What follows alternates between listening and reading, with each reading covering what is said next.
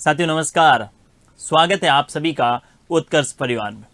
देखिए, अपन supreme court से संबंधित बात कर रहे थे और सुप्रीम कोर्ट के जो प्रावधान थे आर्टिकल 126, 27, 28, 29 और 30 और साथ ही सुप्रीम कोर्ट के न्यायाधीशों को हटाने की क्या प्रक्रिया रहती है और सुप्रीम कोर्ट के न्यायाधीशों की शपथ और कार्यकाल से संबंधित पिछली क्लास में अपन बात कर चुके हैं। आज की इस क्लास में अपन बात करेंगे सुप्रीम कोर्ट के क्षेत्राधिकार और सबसे महत्वपूर्ण टॉपिक रहता है सुप्रीम कोर्ट के क्षेत्राधिकार में कौन कौन से आर्टिकल और सुप्रीम कोर्ट के प्रारंभिक या मूल क्षेत्राधिकार कौन से होते हैं, सुप्रीम कोर्ट के समवर्ती क्षेत्राधिकार कौन होते हैं और सुप्रीम कोर्ट के अपीलीय क्षेत्राधिकार कौन से होते हैं। देखिए जरा, बात करें किसके संदर्भ में, सर्वोच्च न्यायालय के क्षेत्राधिकार। किसके संदर्भ में बात करें, सर्वोच्च न्यायालय के क्षेत्राधिकार। सर्वोच्च न्यायालय के कौन से अधिकार, क्षेत्राधिकार। और सर्वोच्च न्यायालय के क्षेत्राधिकार के बारे में बात करें तो सर्वोच्च न्यायालय के क्षेत्राधिकार को अपन 3 भागों में बांट सकते हैं। कितने भागों में बांट सकते हैं, सर्वोच्च न्यायालय के क्षेत्राधिकार को अपन कितने भागों में बांट सकते हैं, 3 भागों में बांट सकते हैं। कौन कौन से, देखिए जरा। सुप्रीम कोर्ट में एक तो होते हैं सर्वोच्च न्यायालय के प्रारंभिक क्षेत्राधिकार, सर्वोच्च न्यायालय के प्रारंभिक क्षेत्राधिकार, प्रारंभिक क्षेत्राधिकार, या फिर प्रारंभिक को अपन क्या बोल सकते हैं, मूल क्षेत्राधिकार। सर्वोच्च न्यायालय के प्रारंभिक या मूल क्षेत्राधिकार, और इनका उल्लेख भारतीय संविधान के कौन से अनुच्छेद में है, अनुच्छेद 131 में। दूसरा जो रहता है वो रहता है सर्वोच्च न्यायालय के समवर्ती क्षेत्राधिकार। सर्वोच्च न्यायालय के कैसे क्षेत्राधिकार, समवर्ती क्षेत्राधिकार। और समवर्ती क्षेत्राधिकार का क्या मतलब होता है, समवर्ती क्षेत्राधिकार का मतलब होता है ऐसे मामले जिसकी सुनवाई जो है हाई कोर्ट भी कर सकता है और सुप्रीम कोर्ट भी कर सकते हैं, उसको अपन कौन से बोलते हैं, समवर्ती क्षेत्राधिकार बोलते हैं। और आप लोगों ने देखा होगा कि मौलिक अधिकारों के उल्लंघन होने पर हाई कोर्ट 226 के तहत रिट जारी कर सकता है और मौलिक अधिकारों का उल्लंघन होने पर सुप्रीम कोर्ट आर्टिकल 32 के तहत क्या जारी कर सकता है, रिट जारी कर सकता है। और तीसरा जो रहता है वो रहता है सुप्रीम कोर्ट के कौन से, अपीलीय क्षेत्राधिकार। कौन से, सुप्रीम कोर्ट के अपीलीय क्षेत्राधिकार। और अपीलीय में 3 प्रकार के अपीलीय क्षेत्राधिकार के बारे में अपन बात करेंगे। सबसे पहले संवैधानिक अपीलीय क्षेत्राधिकार, संवैधानिक का उल्लेख आर्टिकल 132। दूसरा दीवानी अपीलीय क्षेत्राधिकार आर्टिकल 133। और तीसरा कौन सा, फौजदारी अपीलीय क्षेत्राधिकार आर्टिकल कौन सा, 134। तो ये जो बातें हैं ये सुप्रीम कोर्ट के क्षेत्राधिकार से संबंधित अपने को ध्यान में रखनी है कि सुप्रीम कोर्ट के प्रारंभिक क्षेत्राधिकार, सुप्रीम कोर्ट के समवर्ती क्षेत्राधिकार और सुप्रीम कोर्ट के कौन से, अपीलीय क्षेत्राधिकार। यानी आर्टिकल 131 में प्रारंभिक क्षेत्राधिकार दे रखे हैं, समवर्ती का आर्टिकल 32 आप ध्यान में रखेंगे जो सुप्रीम कोर्ट से संबंधित है, और अपीलीय में 3 आर्टिकल ध्यान में रखेंगे, 132 में संवैधानिक, 133 में दीवानी और 134 में फौजदारी। सबसे पहले अपन बात करें सर्वोच्च न्यायालय के कौन से क्षेत्राधिकार में, प्रारंभिक क्षेत्राधिकार। सर्वोच्च न्यायालय के प्रारंभिक या मूल क्षेत्राधिकार। सर्वोच्च न्यायालय के प्रारंभिक या कौन से क्षेत्राधिकार, मूल क्षेत्राधिकार। सर्वोच्च न्यायालय के प्रारंभिक और मूल क्षेत्राधिकार का उल्लेख कौन से आर्टिकल में, आर्टिकल 131। सबसे पहले तो प्रारंभिक या मूल क्षेत्राधिकार कहते किसे हैं, मैं कह रहा हूं शब्दों से परिचित होइएगा, कॉन्स्टिट्यूशन बिल्कुल आसान हो जाएगा। प्रारंभिक या मूल क्षेत्राधिकार का मतलब ऐसे क्षेत्राधिकार से है जिसकी सुनवाई करने का अधिकार सिर्फ और सिर्फ किन को है, सर्वोच्च न्यायालय को है। ऐसे मामले जिनकी सुनवाई करने का अधिकार सिर्फ सर्वोच्च न्यायालय को है, यानी दूसरे किसी भी न्यायालय में यह मामला जा ही नहीं सकता, उसको अपन कैसे बोलते हैं, सुप्रीम कोर्ट के कौन से क्षेत्राधिकार है, मूल क्षेत्राधिकार। तो मूल क्षेत्राधिकार का क्या मतलब हुआ, ऐसे मामले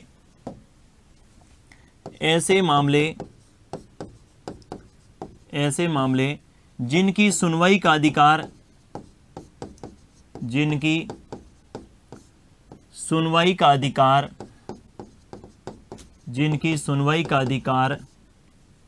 सिर्फ सर्वोच्च न्यायालय को है, सिर्फ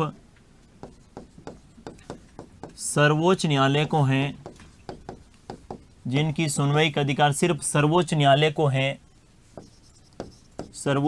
को है, उन्हें मूल क्षेत्राधिकार के नाम से जानते हैं, उन्हें मूल क्षेत्राधिकार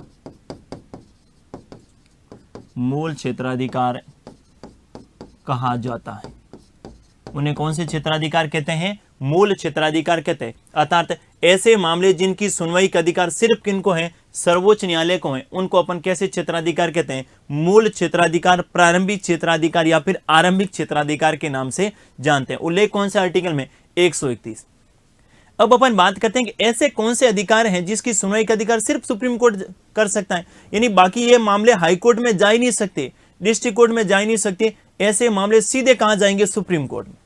ठीक है, वो कौन कौन से रहेंगे? तो सबसे पहले अपन बात करें मूल क्षेत्राधिकार में, पहला मामला होगा केंद्र एवं राज्यों के बीच में विवाद, केंद्र वर्सेज राज्य के मध्य विवाद, केंद्र बनाम राज्य के मध्य विवाद। जैसे इसका मतलब क्या हुआ कि भारत सरकार, कौन सी सरकार? भारत सरकार, और मान लेते हैं कोई भी एक राज्य, और भारत सरकार वर्सेज एमपी राज्य के मध्य में कोई विवाद है, भारत सरकार और मध्य प्रदेश राज्य के बीच में कोई विवाद है, तो ये कौन सा रहेगा? मूल क्षेत्राधिकार। अब ये कौन से कोर्ट में जाएगा? अगर हाई कोर्ट में जाएगा तो कौन से हाई कोर्ट में? मध्य प्रदेश में जाएगा तो केंद्र सरकार विश्वास थोड़ी करेगी। ठीक है, इसलिए ऐसे मामले को सीधे कहां डाला गया है? सुप्रीम कोर्ट के मूल क्षेत्राधिकार। कहा गया कि केंद्र और राज्य के बीच में कोई विवाद है तो ये सुप्रीम कोर्ट के प्रारंभिक क्षेत्राधिकार में होगा। दूसरा देखिए जरा, दूसरा इसमें आपको ध्यान में रखना है, कौन सा? दूसरा आपको ध्यान में रखना है कि केंद्र बनाम राज्यों के बीच में विवाद, केंद्र वर्सेज राज्यों के मध्य विवाद। अब ऊपर तो एक राज्य था, यहां पर क्या है? केंद्र बनाम राज्यों के मध्य विवाद, या एक से अधिक राज्य हैं, यानी भारत सरकार और एक से अधिक राज्यों के बीच में कोई विवाद है। ऐसे मामले की सुनवाई का अधिकार भी किनको होगा? सर्वोच्च न्यायालय को होगा। भारत सरकार और एक से अधिक राज्यों के बीच में कोई विवाद है, इनकी सुनवाई का अधिकार भी किसको होगा? सर्वोच्च न्यायालय को होगा। तीसरा क्या ध्यान में रखेंगे? नंबर 3 पे आप ध्यान में रखेंगे कि राज्य बनाम राज्य के बीच विवाद, राज्य बनाम राज्य के मध्य विवाद। राज्य बनाम राज्य के मध्य विवाद का क्या मतलब हुआ कि यानी मध्य प्रदेश और उत्तर प्रदेश के बीच में विवाद है, राजस्थान और गुजरात के बीच में विवाद है, यानी एक राज्य का दूसरे राज्य के साथ विवाद है। तो यानी मान लेते हैं कि मध्य प्रदेश राज्य का विवाद जो है ये कौन से राज्य से है? राजस्थान राज्य से है। तो ऐसा मामला कहां जाएगा? सर्वोच्च न्यायालय। मध्य प्रदेश बनाम राजस्थान राज्य, मामला कहां जाएगा? सुप्रीम कोर्ट में। क्योंकि मामला अगर राजस्थान हाई कोर्ट में गया तो मध्य प्रदेश संतुष्ट नहीं होगा, और मामला मध्य प्रदेश हाई कोर्ट में गया तो राजस्थान संतुष्ट नहीं होगा। इसीलिए दो राज्यों के बीच में कोई विवाद है, ऐसा मामला भी सुप्रीम कोर्ट के प्रारंभिक या मूल क्षेत्राधिकार में शामिल होगा। और अंतिम आप ध्यान में रखेंगे, कौन सा? अंतिम आप ध्यान में रखेंगे कि एक तरफ तो एक राज्य है और दूसरी तरफ एक से अधिक राज्य हैं, अर्थात राज्य बनाम राज्यों के मध्य विवाद, राज्य बनाम राज्यों के मध्य विवाद है। अर्थात एक तरफ तो एक राज्य है और एक तरफ एक से अधिक राज्य हैं, इनके मध्य कोई विवाद है, ये सुप्रीम कोर्ट के कैसे क्षेत्राधिकार में होंगे? मूल क्षेत्राधिकार में होंगे। तो मूल क्षेत्राधिकार का मतलब ऐसे क्षेत्राधिकार जिसकी सुनवाई करने का अधिकार सिर्फ किनको है? सुप्रीम कोर्ट को है। और 4 ऐसे मामले ध्यान में रखने हैं, कौन कौन सा? सबसे पहला रखेंगे केंद्र बनाम राज्य के बीच में विवाद है। दूसरा ध्यान में रखेंगे केंद्र बनाम राज्यों के मध्य विवाद है। तीसरा ध्यान में रखेंगे राज्य बनाम राज्य के मध्य विवाद है। और नंबर 4 में रखेंगे राज्य बनाम राज्यों के मध्य कोई विवाद है, ये सुप्रीम कोर्ट के मूल क्षेत्राधिकार होंगे। कैसे होंगे? मूल क्षेत्राधिकार होंगे। लेकिन यहां पर कुछ जो है अपवाद अपन कह सकते हैं, या फिर कुछ ऐसे विवाद जो हैं तो केंद्र और राज्यों के बीच में, लेकिन ये सुप्रीम कोर्ट के मूल क्षेत्राधिकार में शामिल नहीं होंगे। कौन कौन से देखिए जरा। ऐसे विवाद जो है तो केंद्र राज्यों के मध्य, केंद्र राज्यों या राज्य बनाम राज्यों के मध्य है, केंद्र राज्य बनाम या फिर राज्य और राज्यों के मध्य है, लेकिन सर्वोच्च न्यायालय के मूल क्षेत्राधिकार में शामिल नहीं है। सर्वोच्च न्यायालय के मूल क्षेत्राधिकार में शामिल नहीं है। सर्वोच्च न्यायालय के मूल क्षेत्राधिकार में शामिल नहीं। ध्यान से सुनिएगा, ये वाला बिंदु महत्वपूर्ण है। क्या लिखा मैंने कहा ऐसे मामले जो हैं तो केंद्र राज्यों के बीच में या फिर राज्य बनाम राज्यों के बीच में है, यानी है तो इन चारों के दायरे के अंदर। कौन कौन से ऐसे मामले जो केंद्र राज्यों के मध्य हैं, केंद्र राज्यों के मध्य हैं, कि राज्य राज्य के मध्य और राज्यों के मध्य हैं, लेकिन मूल क्षेत्राधिकार में शामिल नहीं होंगे। कौन कौन से देखते हैं जरा। सबसे पहले आपको ध्यान में रखना है 1950 से पूर्व का कोई संधि समझौता। 1950 के पूर्व यानी संविधान लागू होने से पूर्व का कोई संधि या समझौता, संधि या समझौता। 1950 से पूर्व का कोई संधि या समझौता है, 1950 से पूर्व का कोई संधि या समझौता है, तो हो तो भले ही केंद्र राज्यों के बीच में है या फिर दो राज्यों के बीच में, लेकिन ये सुप्रीम कोर्ट के मूल क्षेत्राधिकार में शामिल नहीं होगा। ये आपको ध्यान में रखना है। क्या ध्यान में रखेंगे? 1950 से पूर्व का कोई संधि या समझौता। दूसरा क्या ध्यान में रखेंगे? दूसरा ध्यान में रखेंगे अंतरराज्यीय नदी जल विवाद। अंतरराज्यीय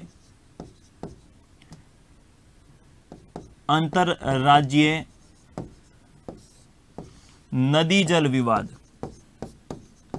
नदी जल विवाद, अंतरराज्यीय नदी जल विवाद दो राज्यों के बीच में हो सकता है, एक तरफ एक राज्य और एक तरफ एक से अधिक राज्यों के बीच में हो सकता है, लेकिन ये सुप्रीम कोर्ट के मूल क्षेत्राधिकार में शामिल नहीं होगा।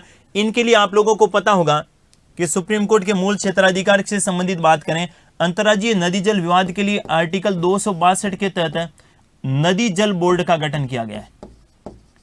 नदी जल बोर्ड का गठन, किसका गठन किया गया है? नदी जल बोर्ड का क्या किया गया है? गठन किया गया है। ये आपको ध्यान में रखना है कि अंतरराज्यीय नदी जल विवाद है, ये है तो दो राज्यों के बीच में या फिर एक तरफ राज्य और एक तरफ राज्य से अधिक राज्य रहेंगे, लेकिन ये सुप्रीम कोर्ट के मूल क्षेत्राधिकार में शामिल नहीं रहेगा।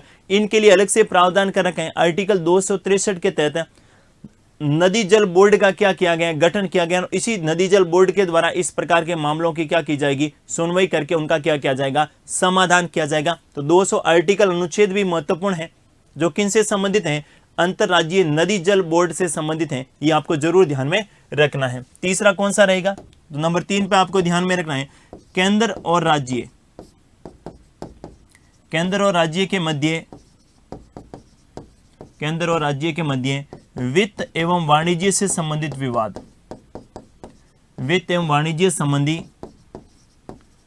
विवाद, केंद्र और राज्य के बीच में वित्त एवं वाणिज्य से संबंधित विवाद है तो केंद्र राज्य के बीच में, लेकिन ये सुप्रीम कोर्ट के मूल क्षेत्राधिकार में शामिल नहीं होंगे। नंबर 4 पे आप ध्यान में रखेंगे,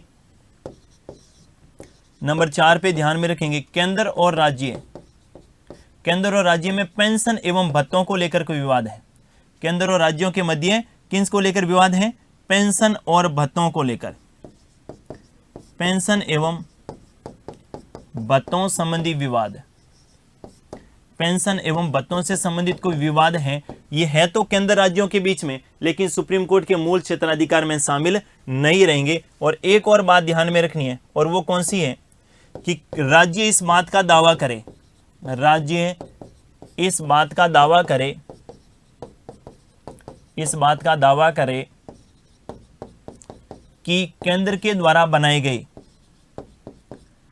केंद्र के द्वारा बनाए गए किसी कानून के कारण, किसी कानून के कारण,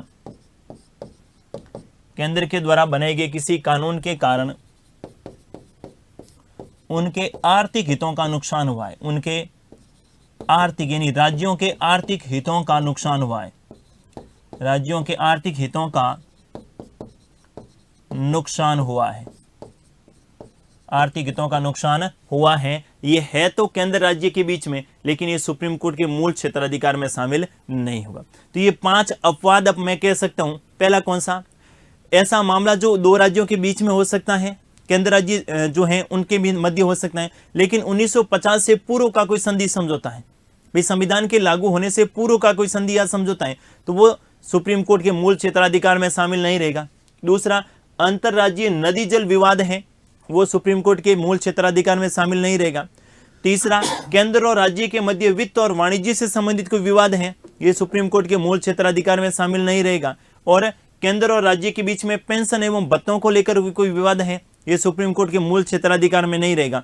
और राज्य इस बात का दावा करे कि केंद्र ने कोई कानून बनाया है, केंद्र ने कोई विधि बनाई है और उस विधि के कारण जो है उनके आर्थिक हितों का नुकसान हुआ है।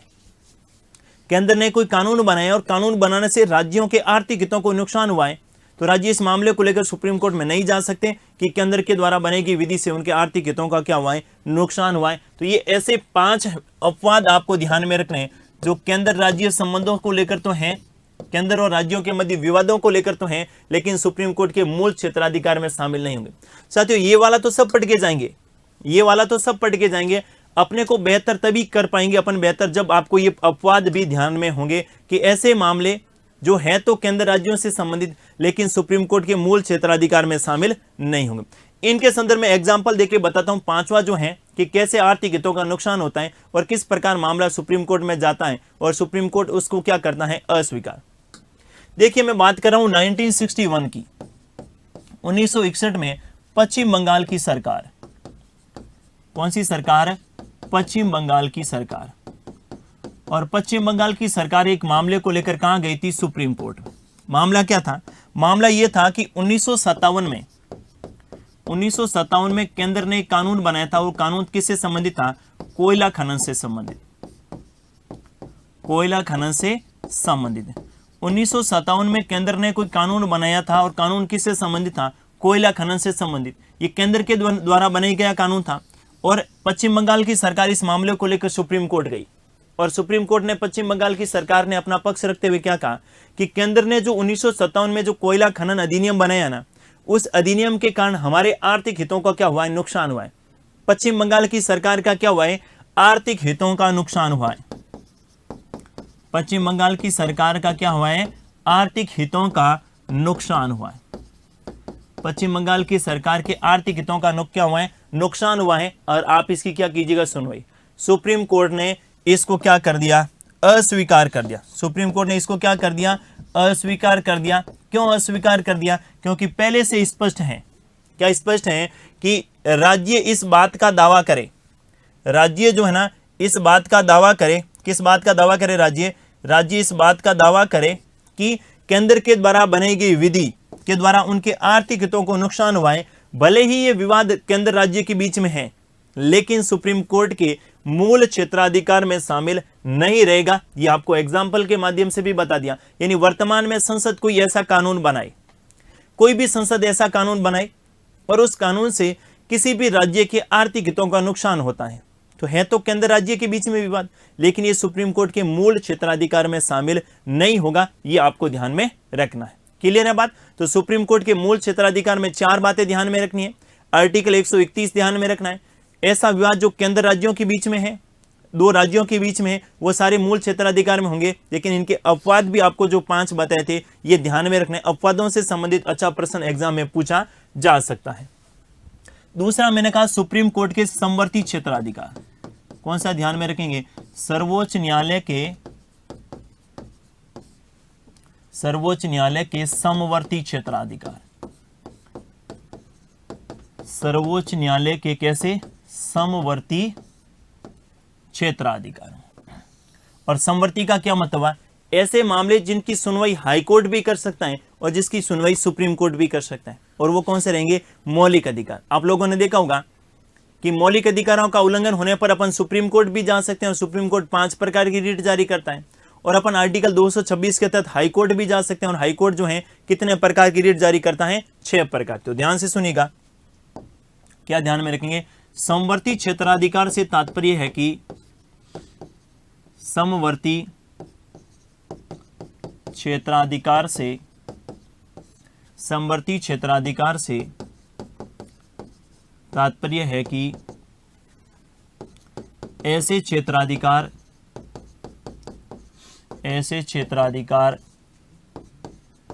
जिनकी सुनवाई उच्च न्यायालय यानी हाई कोर्ट, जिनकी सुनवाई उच्च न्यायालय एवं उच्चतम न्यायालय, उच्चतम न्यायालय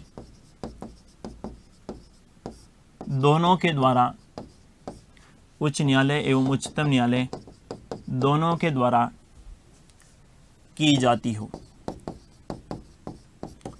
उच्च न्यायालय एवं उच्चतम न्यायालय दोनों के द्वारा की जाती है उसको अपन क्या कहेंगे, समवर्ती क्षेत्राधिकार। और एग्जाम्पल के माध्यम से बात करें तो आपको ध्यान में रखना है, मौलिक अधिकारों का उल्लंघन होने पर, मौलिक अधिकारों का उल्लंघन होने पर, मौलिक अधिकारों का उल्लंघन होने पर अनुच्छेद 32 के तहत, अनुच्छेद 32 के तहत सर्वोच्च न्यायालय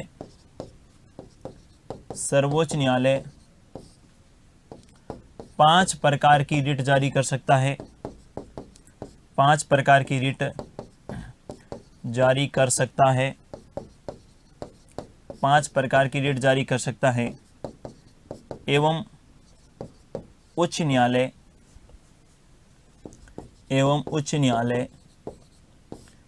6 प्रकार की रिट जारी कर सकता है, 6 प्रकार की रिट जारी कर सकता है, 6 प्रकार की रिट जारी कर सकता है, 6 प्रकार की रिट जारी कर सकता है। ये बातें आपको ध्यान में रखनी है। समवर्ती का मतलब बातें आपको ध्यान में रखना है, ऐसे क्षेत्राधिकार या ऐसी बात जिसमें सुप्रीम कोर्ट भी सुनवाई कर सकते हैं ऐसे मामले में, और इसमें हाई कोर्ट भी कर सकता है। तो इसमें जो है मौलिक अधिकारों का उल्लंघन होने पर सुप्रीम कोर्ट 5 प्रकार की रिट जारी करेगा, कौन से आर्टिकल के तहत, आर्टिकल 32 के तहत। और हाई कोर्ट जो है कितने प्रकार की रिट जारी करेगा, 6 प्रकार की, कौन से आर्टिकल के तहत, 226 के तहत। यानी ये सुप्रीम कोर्ट के कैसे क्षेत्राधिकार है, समवर्ती क्षेत्राधिकार है। यहां से भी अच्छा प्रश्न पूछा जा सकता है। तो समवर्ती क्षेत्राधिकार से संबंधित मैं इस प्रकार से बात कर सकता हूं कि समवर्ती क्षेत्राधिकार कौन से क्षेत्र में प्राप्त होंगे। तो समवर्ती क्षेत्राधिकार में आपको ध्यान में रखना है, मौलिक अधिकारों का उल्लंघन होने पर। किसका उल्लंघन होने पर, मौलिक अधिकारों का उल्लंघन होने पर, मौलिक अधिकारों का उल्लंघन होने पर, मौलिक अधिकारों का उल्लंघन होने पर। क्लियर है। यहां पर आप क्या ध्यान में रखेंगे, समवर्ती का इसका मतलब जो है सुप्रीम कोर्ट ही रिट जारी करेगा और हाई कोर्ट भी करेगा। कौन कौन सा आर्टिकल, तो सुप्रीम कोर्ट के संदर्भ में अनुच्छेद 32 ध्यान में रखिएगा और हाई कोर्ट के संदर्भ में आर्टिकल 226 ध्यान में रखिएगा। सुप्रीम कोर्ट आर्टिकल 32 के तहत कितने प्रकार की रिट जारी करेगा, 5 प्रकार की। कितने प्रकार की करेगा, 5 प्रकार की रिट जारी करेगा। नाम अपन पहले पढ़ चुके, एक बार मैं वापस से रिपीट कर रहा हूं। पहला है बंदी प्रत्यक्षीकरण। पहली रिट कौन सी रहेगी, बंदी प्रत्यक्षीकरण। दूसरी रहेगी कौन सी, परमादेश। कौन सी, परमादेश। तीसरी कौन सी रहेगी, प्रतिषेध। कौन सी रहेगी, प्रतिषेध। चौथी कौन सी रहेगी, उत्प्रेषण। और 5वीं कौन सी रहेगी, अधिकार पर्चा, को वारंटो, अधिकार पर्चा। कितने प्रकार की रिट जारी करेगा सुप्रीम कोर्ट, 5 प्रकार की। और आर्टिकल 226 के तहत हाई कोर्ट कितने प्रकार की रिट जारी करेगा, 6 प्रकार की। तो इसमें सबसे पहली वही कौन सी, बंदी प्रत्यक्षीकरण, बंदी प्रत्यक्षीकरण। दूसरी कौन सी, परमादेश। तीसरी कौन सी, प्रतिषेध। चौथी कौन सी, उत्प्रेषण। 5वीं कौन सी, अधिकार पर्चा, अधिकार पर्चा। और छठी कौन से ध्यान में रखेंगे, को वारंटो, यानी छठी कौन सी रखेंगे, इंजेक्शन। इंजेक्शन जिसे अपन क्या बोलते हैं, अंतरिम राहत। ये थोड़ी महत्वपूर्ण है, ये ध्यान में रखिएगा। ऐसी रिट जो सुप्रीम कोर्ट नहीं जारी कर सकता है, केवल हाई कोर्ट जारी कर सकता है, वो कौन सी है, इंजेक्शन। और इंजेक्शन का मतलब इंजेक्शन नहीं होगा, इंजेक्शन होगा ना, क्या रहेगा, इसको क्या कहते हैं, इंजेक्शन। इंजेक्शन, और इंजेक्शन का मतलब क्या होगा, अंतरिम राहत। तो ये कैसा क्षेत्राधिकार हो गया, समवर्ती क्षेत्राधिकार, जिसमें हाई कोर्ट भी रिट जारी कर सकता है और सुप्रीम कोर्ट भी क्या जारी कर सकता है, रिट जारी कर सकता है। अब अपन बात करते हैं सुप्रीम कोर्ट के अपीलीय क्षेत्राधिकार के संदर्भ। किसके संदर्भ में, सर्वोच्च न्यायालय के अपीलीय क्षेत्राधिकार। सर्वोच्च न्यायालय के अपीलीय क्षेत्राधिकार। और अपीलीय शब्द आते ही आपके दिमाग में एक प्रश्न आ रहा होगा, अपीलीय का क्या मतलब है। अपीलीय का मतलब होता है ऐसे मामले जिसमें सुप्रीम कोर्ट में अपील की जाएगी, किसके विरुद्ध, हाई कोर्ट के निर्णय के विरुद्ध। मैं क्या कहना चाह रहा हूं, हाई कोर्ट ने कोई निर्णय दे दिया है और हाई कोर्ट के निर्णय के विरुद्ध जो है सुप्रीम कोर्ट में जब अपील की जाती है तो ऐसे मामलों को अपन अपीलीय क्षेत्राधिकार कहते हैं। ध्यान से सुनिएगा, यानी उच्च न्यायालय के निर्णय के विरुद्ध, उच्च न्यायालय के निर्णय के विरुद्ध, उच्च न्यायालय के निर्णय के विरुद्ध, उच्च न्यायालय के निर्णय के विरुद्ध उच्चतम न्यायालय में, उच्चतम न्यायालय में, उच्च न्यायालय के निर्णय के विरुद्ध उच्चतम न्यायालय में अपील की जा सकती है, अपील की जा सकती है। ये आपको ध्यान में रखना है। ऐसे क्षेत्राधिकार को क्या कहेंगे अपन? अपीलीय क्षेत्राधिकार। और अपीलीय क्षेत्राधिकार को मैंने कितने भागों में बांटा था? 3 भागों में। सबसे पहले संवैधानिक आर्टिकल 132, इसके बाद में दूसरा 133 में दीवानी और 134 में फौजदारी। देखिए सबसे पहले बात करते हैं कौन से आर्टिकल 132 में किसका प्रावधान किया गया है? आर्टिकल 132 में संवैधानिक अपीलीय क्षेत्राधिकार। कौन से? संवैधानिक अपीलीय क्षेत्राधिकार, संवैधानिक अपीलीय क्षेत्राधिकार। और संवैधानिक अपीलीय क्षेत्राधिकार का मतलब हुआ यह मामला किससे संबंधित होना चाहिए? संविधान की व्याख्या से संबंधित। ऐसा कोई मामला जो हाईकोर्ट में गया था और मामला किससे संबंधित था? संविधान की व्याख्या से संबंधित था, तो हाईकोर्ट के निर्णय के विरुद्ध अपन सुप्रीम कोर्ट में अपील दायर कर सकते हैं। लेकिन इसमें एक बात और ध्यान में रखनी है, आर्टिकल 145(3) में यह प्रावधान किया गया है कि जब भी संवैधानिक मामला हो और जब भी संवैधानिक पीठ का गठन हो तो उसके लिए न्यूनतम 5 न्यायाधीशों का होना अनिवार्य है। यह बड़ा महत्वपूर्ण है, ध्यान से सुनिएगा। जब भी संवैधानिक, प्रश्न क्या पूछा जाएगा? प्रश्न यह पूछा जाएगा कि संवैधानिक पीठ में न्यूनतम कितने न्यायाधीशों का होना अनिवार्य होता है? तो संवैधानिक पीठ में न्यूनतम 5 न्यायाधीशों का होना क्या होता है? आवश्यक होता है। न्यूनतम कितने न्यायाधीश होने चाहिए? 5 न्यायाधीश होने ही होने चाहिए। केशवानंद भारती मामला ऐसा था जिसमें न्यूनतम कितने न्यायाधीश थे? वहां पर अधिकतम, अब तक की सबसे बड़ी संवैधानिक पीठ थी और जिसमें 13 न्यायाधीश थे। लेकिन कम से कम कितने मामले होने चाहिए? कितने न्यायाधीश होने चाहिए? 5। जब भी इस प्रकार की बहुत सारी संवैधानिक पीठ बनी होगी, ठीक है, और जब भी संवैधानिक पीठ बनती है तो संविधान के आर्टिकल 145(3) में स्पष्ट रूप से लिखा है कि कम से कम 5 न्यायाधीशों का होना क्या होता है? अनिवार्य होता है। देखिए संवैधानिक अपीलीय क्षेत्राधिकार का मतलब क्या हुआ? ऐसा मामला जो संविधान की व्याख्या से संबंधित हो, जो संविधान की व्याख्या से संबंधित हो, व्याख्या से, जो संविधान की व्याख्या से संबंधित हो, अर्थात जिसमें विधि का सारवान प्रश्न निहित हो, अर्थात जिसमें विधि का सारवान प्रश्न निहित हो, विधि का सारवान प्रश्न निहित हो, तो ऐसे मामले में उच्च न्यायालय के निर्णय के विरुद्ध, उच्च न्यायालय के निर्णय के विरुद्ध, उच्च न्यायालय के निर्णय के विरुद्ध सर्वोच्च न्यायालय में अपील की जा सकती है।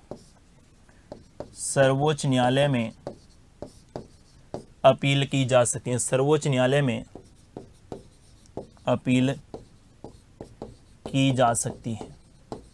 सर्वोच्च न्यायालय में अपील की जा सकती है, यह आपको ध्यान में रखना है। लेकिन किससे संबंधित होना चाहिए? संविधान की व्याख्या या जिसमें विधि का सारवान प्रश्न नहीं। तो विधि का सारवान का मतलब है कोई विधि से संबंधित बात हो, संवैधानिक विधि से संबंधित कोई बात हो, तो हाईकोर्ट के निर्णय के विरुद्ध अपन सुप्रीम कोर्ट में क्या कर सकते हैं? अपील कर सकते हैं। ये कौन सा आर्टिकल रहेगा? 132, जो सुप्रीम कोर्ट के कैसे हैं? संवैधानिक अपीलीय क्षेत्राधिकार। यहां पर 2 बातें आपको और ध्यान में रखनी है। एक 44वां संविधान संशोधन हुआ था। कौन सा?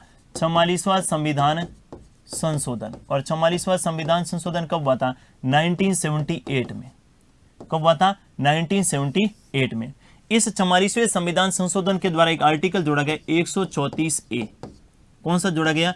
134A। और इस आर्टिकल 134A में उच्च न्यायालय यानी हाईकोर्ट को उच्च न्यायालय को प्रमाण पत्र जारी करने की शक्ति दी गई। प्रमाण पत्र जारी करना, इसका क्या मतलब हुआ? ध्यान से सुनिएगा। इसका मतलब यह हुआ कि कोई भी मामला हाईकोर्ट में गया, हाईकोर्ट में सुनवाई हो गई, हाईकोर्ट ने फैसला कर दिया। अब हाईकोर्ट एक प्रमाण पत्र जारी करेगा कि अगर आप हमारे निर्णय से संतुष्ट नहीं हैं तो आप इस मामले की अपील जो कहां कर सकते हैं, सुप्रीम कोर्ट में कर सकते हैं। यानी ये जो अपील के संदर्भ में जो बात की गई, ये जो प्रमाण पत्र के संदर्भ में बात की गई है, ये कौन से आर्टिकल में है, 134 से, और ये कब जोड़ा गया, 44वें संविधान संशोधन के द्वारा। प्रश्न क्या पूछा जाएगा, प्रश्न पूछा जाएगा कि हाईकोर्ट को प्रमाण पत्र जारी करने की शक्ति भारतीय संविधान के कौन से आर्टिकल में है। आर्टिकल 134A में प्रमाण पत्र कैसे, भाई मामला हाईकोर्ट में गया, हाईकोर्ट ने सुनवाई कर दी, निर्णय दे दिया, लेकिन अपन हाईकोर्ट के निर्णय के से संतुष्ट नहीं है तो हर मामले को तो सुप्रीम कोर्ट में थोड़ी ना ले लूं। हाँ, कुछ ऐसे मामले जिसमें हाईकोर्ट प्रमाण पत्र जारी करेगा कि ये मामला जो है संविधान की व्याख्या से संबंधित है, ये मामला विधि की सारवान प्रश्न से नीत है, जिसमें व्यापक हित है, ठीक है, ऐसे मामले की अपील आप सुप्रीम कोर्ट में कर सकते हैं। तो हाईकोर्ट प्रमाण पत्र जारी कर सकता है कौन से आर्टिकल के तहत, 134A, और ये कब जोड़ा गया, 44वें संविधान संशोधन 1978 में। दूसरा आपको ध्यान में रखना है, दूसरा क्या ध्यान में रखेंगे, अनुच्छेद 145(3), अनुच्छेद 145(3), और अनुच्छेद 145(3) में लिखा है कि जब भी संवैधानिक व्याख्या से संबंधित, जब भी संवैधानिक व्याख्या से संबंधित, संवैधानिक व्याख्या से संबंधित, संवैधानिक व्याख्या से संबंधित संवैधानिक पीठ का गठन होता है, संवैधानिक पीठ का गठन होता है, संवैधानिक पीठ का गठन होता है, तो उसमें न्यूनतम, तो उसमें न्यूनतम 5 न्यायाधीशों का होना, न्यूनतम 5 न्यायाधीशों का होना अनिवार्य है, अनिवार्य है। न्यूनतम कितने न्यायाधीशों का होना अनिवार्य है, 5 न्यायाधीशों का होना अनिवार्य है। ये बात कौन से आर्टिकल में लिखी गई, 145(3) में। तो अर्थात संवैधानिक पीठ का गठन होगा तो न्यूनतम कितने न्यायाधीश होने आवश्यक हैं, 5 न्यायाधीश होने आवश्यक हैं। ये आपको ध्यान में रखना। ये प्रश्न कई बार एग्जाम में पूछा जाता है कि संवैधानिक पीठ में न्यूनतम कितने न्यायाधीश, 5 न्यायाधीश। अधिकतम के संदर्भ में बात करें तो आपको पता होगा कि जो केशवानंद भारती हुआ था, केशवानंद भारती, कब की बात कर रहा हूं, 1973। इसमें कितने न्यायाधीशों की पीठ थी, 13। कितने न्यायाधीशों की पीठ थी, 13 न्यायाधीशों की पीठ थी, जिसमें जो है 7-6 से क्या आया था, फैसला आया था। और SM सीकरी इसके क्या थे, संवैधानिक पीठ के अध्यक्ष थे। इससे पूर्व जो गोलकनाथ मामला आया था 1967 में, गोलकनाथ मामले में 11 न्यायाधीशों की पीठ थी। किसकी पीठ थी, कितने न्यायाधीश थे, 11। लेकिन संवैधानिक पीठ का गठन जब भी होता है तो न्यूनतम 5 न्यायाधीशों का होना क्या होता है, आवश्यक होता है। ये आपको ध्यान में रखना है, ठीक है। इसके बाद अपन बात करें दीवानी मामले, कौन से, दीवानी अपीलीय क्षेत्राधिकार, दीवानी अपीलीय क्षेत्राधिकार, दीवानी अपीलीय क्षेत्राधिकार। और आर्टिकल कौन सा ध्यान में रखेंगे, 133, दीवानी अपीलीय क्षेत्राधिकार, आर्टिकल 133। पहले इसमें प्रावधान था कि 20,000 रुपए से अधिक का कोई मामला है, कितने का, 20,000 रुपए से अधिक का कोई मामला है तो ऐसे मामले में हाईकोर्ट के निर्णय के विरुद्ध आप सुप्रीम कोर्ट में अपील कर सकते हैं। लेकिन 30वें संविधान संशोधन 1972 के द्वारा ये जो रुपए की समय सीमा थी ना, इसको क्या कर दिया गया, समाप्त। तो इसमें पहली बात तो आप क्या ध्यान में रखेंगे, पहले इसमें प्रावधान था कि, पहले इसमें प्रावधान था कि 20,000 रुपए से अधिक, 20,000 रुपए से,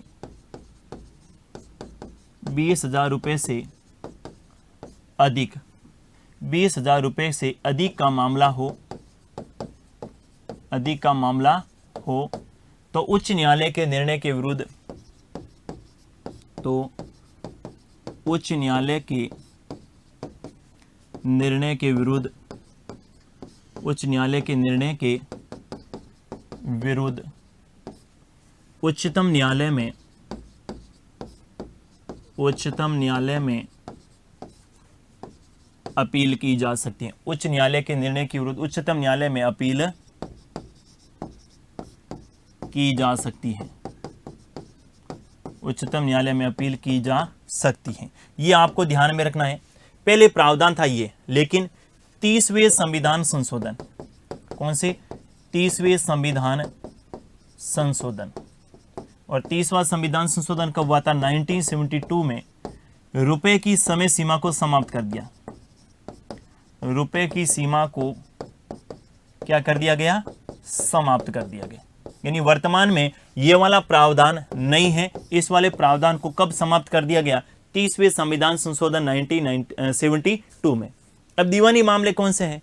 जैसे घर परिवार और जमीन जायदाद से संबंधित, जैसे विवाह से संबंधित, तलाक से संबंधित, गोद से संबंधित, उत्तराधिकार से संबंधित, या फिर धन या जो रुपए पैसों से संबंधित मामला होता है, पैतृक संपत्ति से संबंधित, उसका अपन कौन से मामले बोलते हैं? दीवानी मामले। इन दीवानी को मैं सिविल भी कह सकता हूं, ये भी ध्यान से सुनिएगा। दीवानी को अपन क्या कह सकते हैं? सिविल मामले। कौन से मामले? सिविल। जबकि फौजदारी को अपन क्या कहते हैं? दांडिक मामले। ठीक है।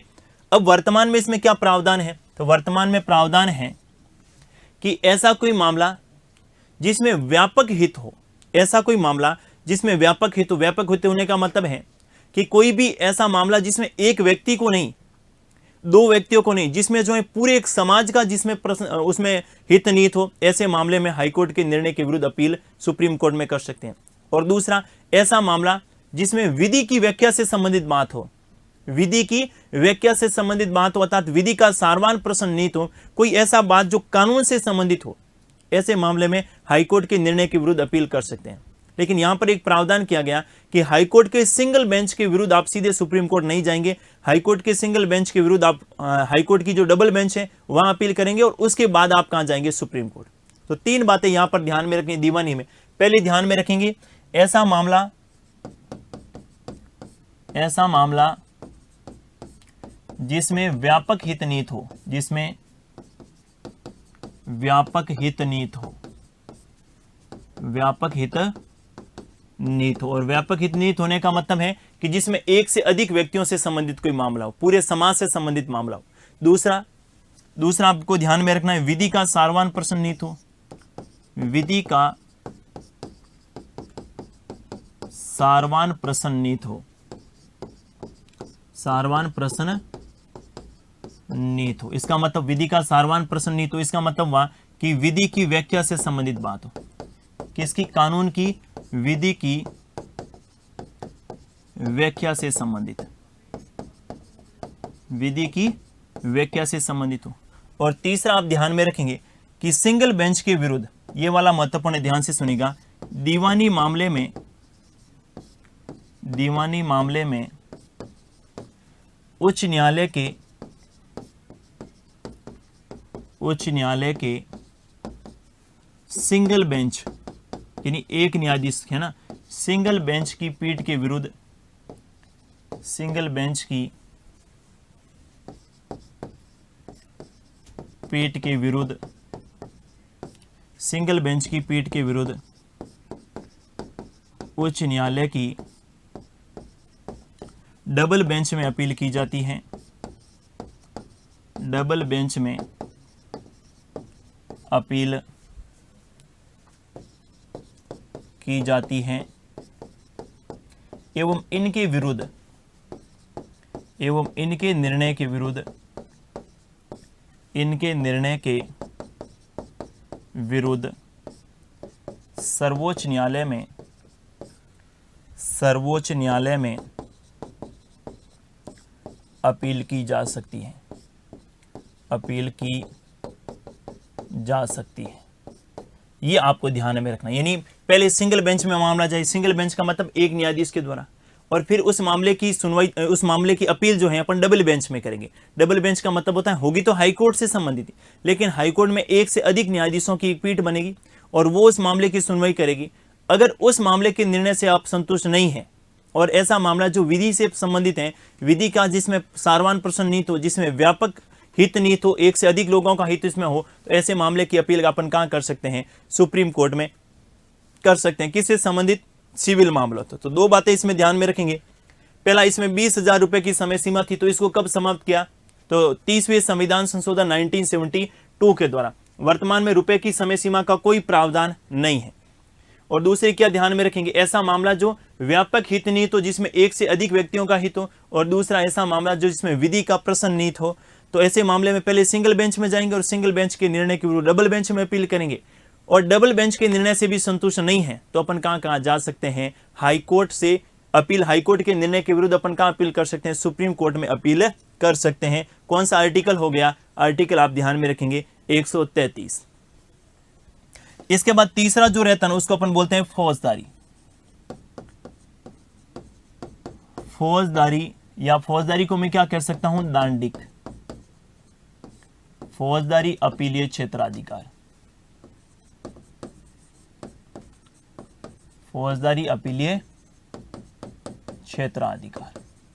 और फौजदारी अपीलीय क्षेत्राधिकार का आर्टिकल आप ध्यान में रखेंगे कौन सा, 134। फौजदारी या दांडिक आर्टिकल 134। फौजदारी का क्या मतलब हुआ, फौजदारी का मतलब होता है ऐसे मामले जो लड़ाई झगड़े से संबंधित हो, जैसे किसी का मर्डर कर दिया, मारपीट कर दी, वो सारे मामले किस में आते हैं, फौजदारी।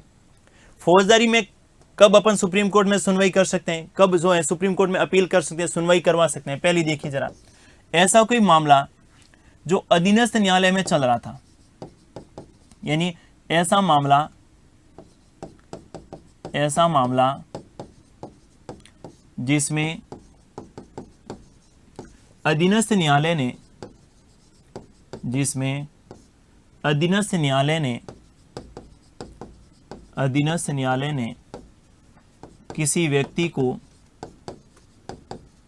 किसी व्यक्ति को दोष मुक्त किया है, अधीनस्थ न्यायालय ने किसी व्यक्ति को क्या है, दोष मुक्त किया, यानी किसी प्रकार की सजा नहीं सुनाई है, लेकिन हाईकोर्ट के द्वारा, लेकिन उच्च न्यायालय के द्वारा उस व्यक्ति को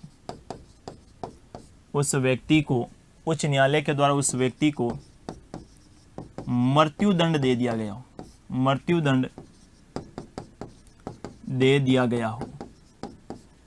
गया हो, तो इसकी अपील सर्वोच्च न्यायालय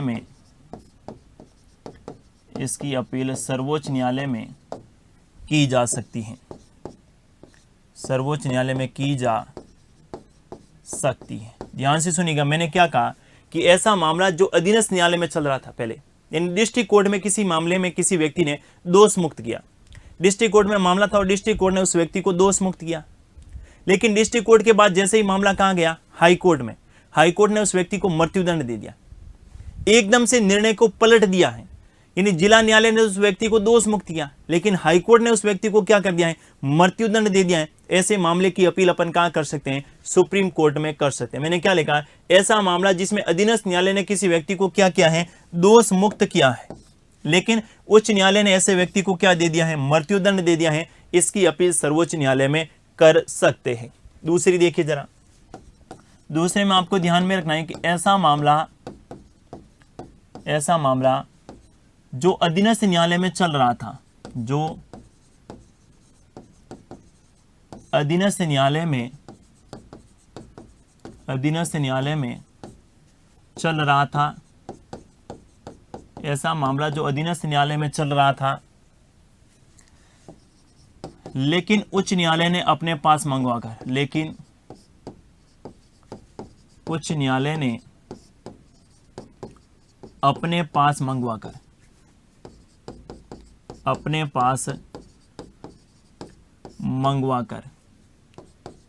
किसी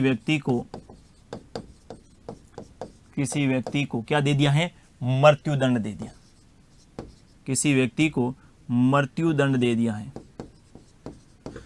मृत्युदंड दे दिया है। ध्यान से सुनिएगा, मैंने क्या कहा, ऐसा मामला जो अधीनस्थ न्यायालय में चल रहा था, जिला न्यायालय में चल रहा था, अभी तक वहां पर कोई निर्णय हुआ ही नहीं, सीधा ही हाईकोर्ट ने अपने पास मंगवाकर व्यक्ति को क्या दे दिया, मृत्युदंड। तो ऐसे मामले की अपील अपन कहां कर सकते हैं, सुप्रीम कोर्ट में कर सकते हैं।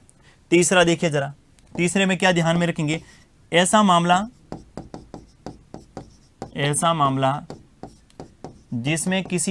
जिसमें उच्च न्यायालय ने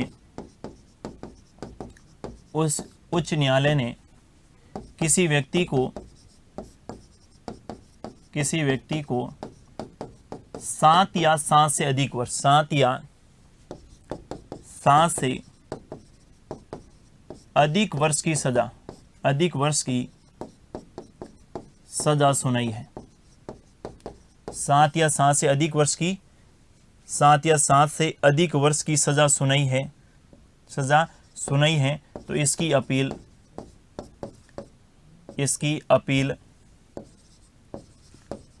अपील सर्वोच्च न्यायालय में कर सकते हैं। इसकी अपील कहाँ कर सकते हैं? सर्वोच्च न्यायालय में कर सकते हैं। इसकी अपील सर्वोच्च न्यायालय में कर सकते हैं। यानी ऐसा कोई मामला जिसमें किसी हाईकोर्ट ने किसी व्यक्ति को 7 या 7 से अधिक वर्ष की सजा सुनाई है, ठीक है, ऐसे मामले की अपील भी अपन कहाँ कर सकते हैं? हाईकोर्ट से सुप्रीम कोर्ट में कर सकते हैं। और एक बात और ध्यान में रखेंगे, ऐसा मामला जिसमें हाईकोर्ट स्वयं ये प्रमाणित कर दे, हाईकोर्ट स्वयं प्रमाण पत्र दे दे, ये प्रमाणित कर दे, हाईकोर्ट प्रमाणित कर दे कि हमारे किसी फैसले के विरुद्ध आप सुप्रीम कोर्ट में अपील कर सकते हैं, तो ऐसे मामले को अपन सुप्रीम कोर्ट में ले जा सकते हैं और सुप्रीम कोर्ट में क्या कर सकते हैं? अपील कर सकते हैं। तो यहाँ पर आपको कितनी बातें ध्यान में रखनी है? 4 बातें ध्यान में रखनी है। कौन से मामलों से संबंधित? फौजदारी, जिसे अपन दांडिक मामले बोलते हैं। आर्टिकल कौन सा ध्यान में रखेंगे? आर्टिकल कौन सा रखेंगे? 134। सबसे पहले दांडिक या फौजदारी किसको कहते हैं? ऐसा मामला जो लड़ाई झगड़ों से संबंधित हो उसको अपन दांडिक या फौजदारी कहते हैं। जिसमें सबसे पहले मैंने कहा ऐसा कोई मामला जो डिस्ट्रिक्ट कोर्ट में चल रहा था, हाईकोर्ट ने अपने पास मंगवाया और मंगवा कर इस व्यक्ति को फांसी की सजा दे दिया, मृत्युदंड दे दिया, मामला कहां जाएगा? सुप्रीम कोर्ट में। ऐसा मामला जिसमें अधीनस्थ न्यायालय ने किसी व्यक्ति को दोष मुक्त किया था, हाईकोर्ट ने अपने पास मंगवाया और मंगवा कर किसी व्यक्ति को मृत्युदंड दे दिया, कहां जाएगा? सुप्रीम कोर्ट में। और ऐसा मामला जिसमें किसी व्यक्ति को हाईकोर्ट ने 7 या 7 से अधिक वर्ष की सजा सुनाई है, कहां जाएगा मामला? सुप्रीम कोर्ट में। और चौथा ध्यान में रखेंगे, अगर उच्च न्यायालय स्वयं ये प्रमाणित कर दे कि हमारे निर्णय के विरुद्ध आप सुप्रीम कोर्ट में अपील कर सकते हैं, तो हम जो है सुप्रीम कोर्ट में अपील कर सकते हैं। और प्रमाण पत्र अपन बात कर ही चुके हैं, आर्टिकल 134A के तहत हाईकोर्ट को प्रमाण पत्र जारी करने की क्या दी गई है? शक्ति। अगर प्रमाण पत्र जारी नहीं भी करें तो ये वाला जो मामले ऊपर 3 के, इस आधार पर अपन सुप्रीम कोर्ट में अपील दायर कर सकते हैं। कौन सा मामला हो गया? सुप्रीम कोर्ट के अपीलीय क्षेत्राधिकार कंप्लीट हो गए, जिसमें सबसे पहले दीवानी, सबसे पहले संवैधानिक, फिर दीवानी और अंत में कौन से पढ़ लिए? फौजदारी। अगला आपको ध्यान में कुछ आर्टिकल और अपन ध्यान में रखेंगे। कौन कौन सा? आर्टिकल 136, आर्टिकल 137 और आर्टिकल 143। इनसे संबंधित भी प्रश्न कई बार एग्जाम में पूछा जाता है। आर्टिकल 136 के संदर्भ में बात करें तो विशेष इजाजत से, 136 में क्या है? विशेष इजाजत। विशेष इजाजत से सर्वोच्च न्यायालय में सुनवाई करवाना। सर्वोच्च न्यायालय में सुनवाई। कौन सा आर्टिकल ध्यान में रखेंगे? 136। क्या लिखा गया 136 में? तो 136 में आप ध्यान में रखेंगे कि ऐसा मामला जो गंभीर अपराध है, जो महिला एवं बच्चों से संबंधित हो सकता है, और कौन सा मामला है? गंभीर अपराध है, गंभीर अपराध है। ऐसी स्थिति में उस मामले को अपन सुप्रीम कोर्ट में सुनवाई, विशेष इजाजत मांगेंगे कि इस मामले की सुनवाई सुप्रीम कोर्ट करे। इजाजत दे नहीं दे ये सुप्रीम कोर्ट पे डिपेंड करता है, और ज्यादातर मामलों में जो गंभीर अपराध होते हैं उस पर सुप्रीम कोर्ट विशेष इजाजत दे देता है, और ऐसे मामले की सुनवाई जो है ये सुप्रीम कोर्ट कर सकता है। ये बात कौन से आर्टिकल में लिखी गई है? 156 में। क्या ध्यान में रखेंगे? 136 में क्या लिखा गया? 136 में कि ऐसे मामले जो महिलाओं एवं बच्चों से संबंधित, जो महिलाओं एवं बच्चों से संबंधित, महिलाओं एवं बच्चों से संबंधित हो, बच्चों से संबंधित हो, साथ ही गंभीर अपराध हो, गंभीर अपराध हो एवं समाज के कई वर्गों से जुड़ा हुआ, समाज के कई वर्गों से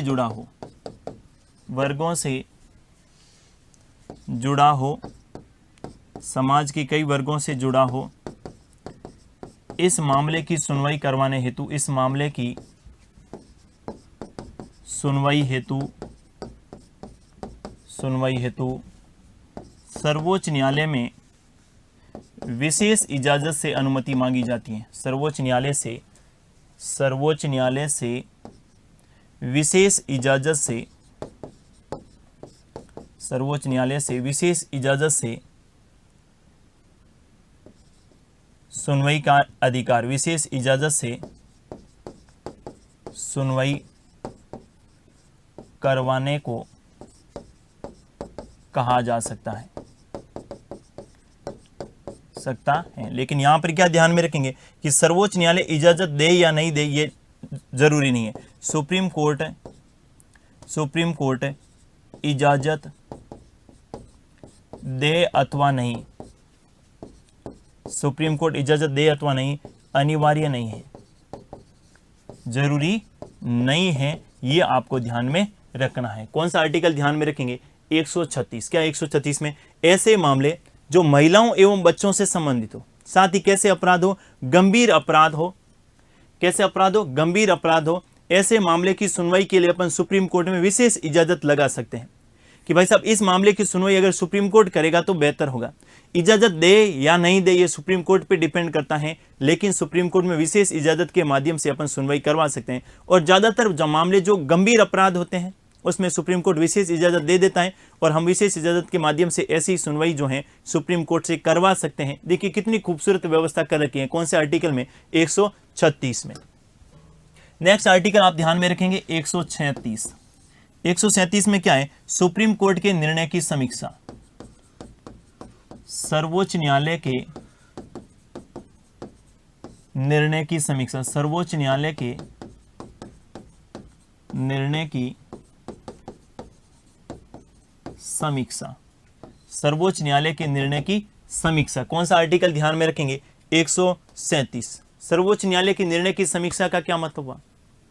कोई मामला जो सुप्रीम कोर्ट ने दे दिया है, कोई निर्णय जो सुप्रीम कोर्ट ने दे दिया है और सुप्रीम कोर्ट ने जो निर्णय दिया है वापस सुप्रीम कोर्ट का न्यायाधीश उस निर्णय में परिवर्तन कर सकता है, उस निर्णय का पुनरावलोकन कर सकता है, उस निर्णय की समीक्षा कर सकता है और अपने दिए हुए निर्णय में क्या कर सकता है? परिवर्तन कर सकता है। लेकिन वही न्यायाधीश करेगा जिस न्यायाधीश ने निर्णय दिया है। मैं क्या कहना चाह रहा हूं, जैसे मैं सुप्रीम कोर्ट का न्यायाधीश हूं और मैंने किसी प्रकार का कोई निर्णय दिया है और मुझे कुछ समय बाद ये लगा कि इस निर्णय में कुछ परिवर्तन किया जाना चाहिए, तो मैं अपने निर्णय में परिवर्तन कर सकता हूं। किसके आधार पर? समीक्षा के आधार पर।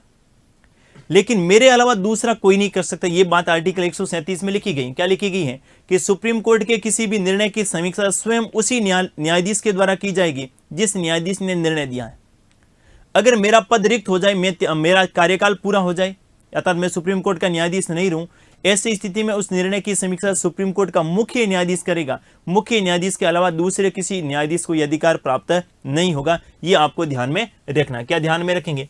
आर्टिकल 137 में क्या प्रावधान किया गया है कि सर्वोच्च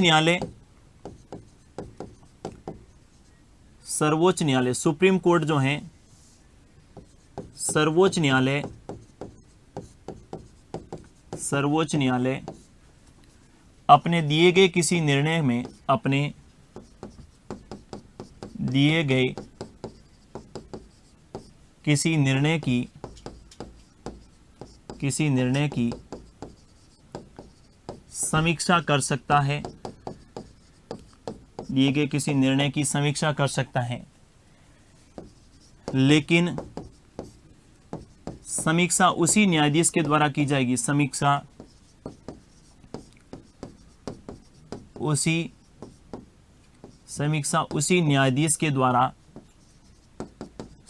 उसी न्यायाधीश के द्वारा की जाएगी जिस न्यायाधीश ने निर्णय दिया है, जिस न्यायाधीश ने क्या दिया है? निर्णय दिया है। ये आप ध्यान में रखेंगे। दूसरी बात क्या ध्यान में रखेंगे कि अगर निर्णय देने वाला न्यायाधीश,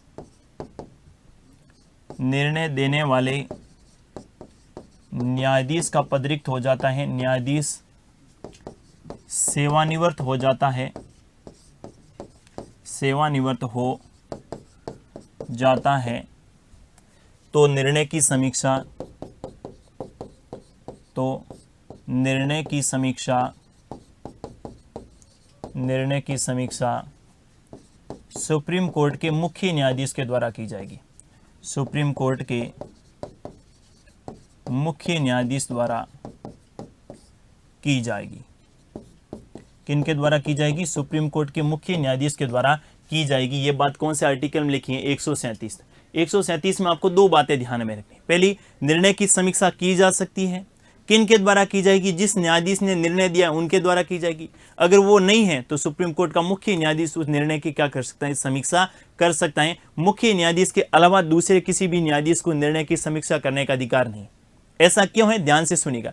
जैसे मैंने कोई निर्णय दिया है और आपको पता है सुप्रीम कोर्ट में न्यायाधीशों की संख्या 34 है, दूसरा कोई भी न्यायाधीश कह देगा ये तो सही निर्णय नहीं है और अर्थात उसकी समीक्षा करके निर्णय को पलट देगा, नहीं।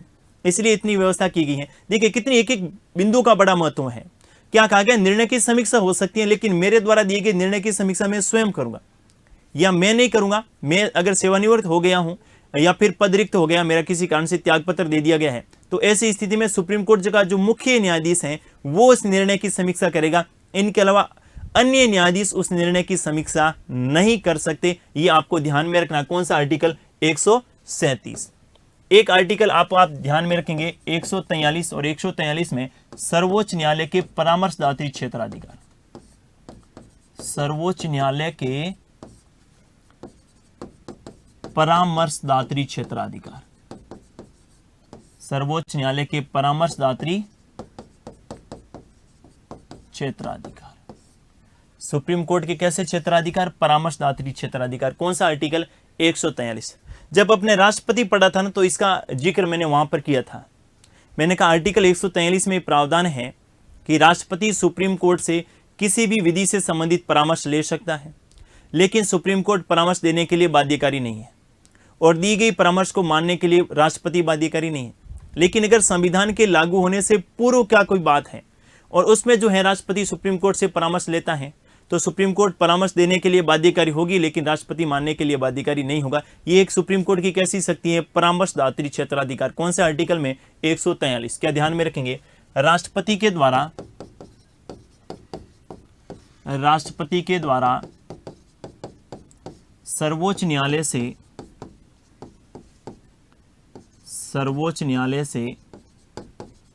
राष्ट्रपति के द्वारा सर्वोच्च न्यायालय से किसी विधि से संबंधित, किसी विधि या किसी मामले से संबंधित, किसी विधि या मामले से संबंधित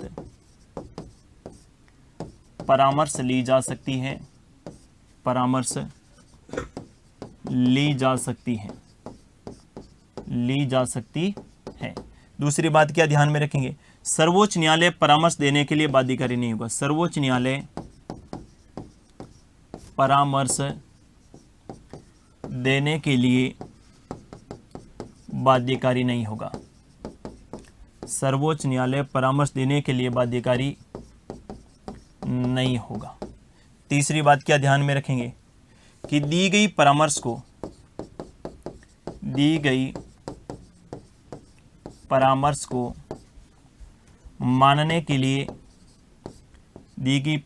मानने के लिए राष्ट्रपति बाध्यकारी नहीं होगा।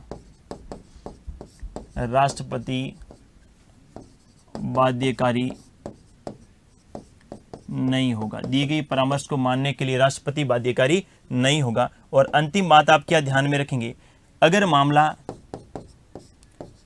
मामला 1950 से पूर्व का है, 1950 से पूर्व का है, तो सुप्रीम कोर्ट को परामर्श देनी होगी। सुप्रीम कोर्ट को परामर्श देनी होगी। सुप्रीम कोर्ट को परामर्श देनी होगी, लेकिन